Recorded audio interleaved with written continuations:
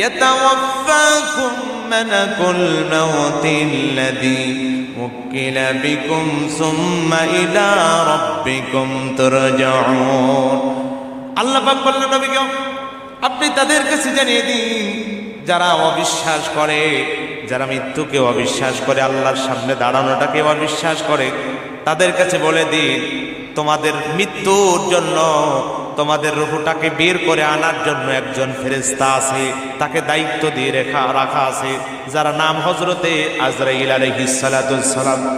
এই মালাকুল মাউত আজরাইল আলাইহিস সালাতুস সালাম তোমাদের কাছে যাবেন, তিনি তার দায়িত্ব পূরণ করবেন, তার যে দায়িত্ব এই দায়িত্ব পালন করবেন, সেই দায়িত্ব অনুযায়ী তোমাদের রূহটাকে বের করে নিয়ে আসা হবে।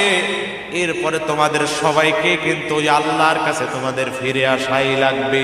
যত বড় ক্ষমতাশীল হও, যত বড় দাপটওয়ালা হও, যত শক্তিশালী লোক হও না কেন, যাই হও না কেন, সবাইকে কিন্তু আল্লাহর দরবারে দাঁড়ানো লাগবে। কি লাগবে?